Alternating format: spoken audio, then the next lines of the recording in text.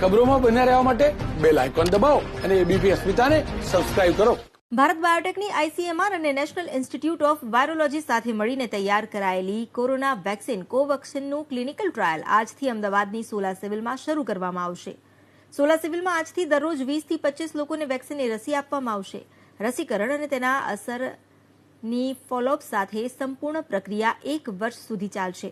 ભારતમાં સંપૂર્ણ રીતે તૈયાર થયેલી પ્રથમ કોરોના વેક્સિન કોવેક્સિનના 3જા તબક્કાના ક્લિનિકલ ટ્રાયલ માટે કંપની અને આઈસીએમઆરની દરખાસ્તના આધારે રાજ્ય આરોગ્ય વિભાગે અમદાવાદ અને ગાંધીનગરની 5 હોસ્પિટલને પસંદ કરી, જેમાં Ahmedabad Sola civil hospital, GMERS Gandhinagar hospital, BJ medical college સંલગ્ન સિવિલ હોસ્પિટલ, SMS હોસ્પિટલ અને SGVP હોલિસ્ટિક હોસ્પિટલનો સમાવેશ છે.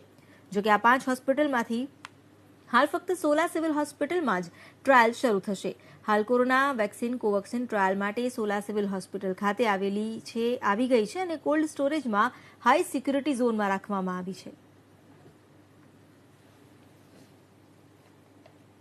જે વેક્સિન આવી છે એની આજે ટ્રેનિંગ સોલા સિવિલમાં પૂર્ણ થઈ ચૂકી છે અને દરરોજ લગભગ 20 જેટલા તંદુરસ્ત યુવાન અને જેમે સ્વૈચ્છિક રીતે સ્વયંસેવક તરીકે વોલેન્ટિયર્સ તરીકે આ વેક્સિનના ટ્રાયલ માટે સંમતિ આપી છે એવા 20 લોકોને બોલાવવામાં આવશે.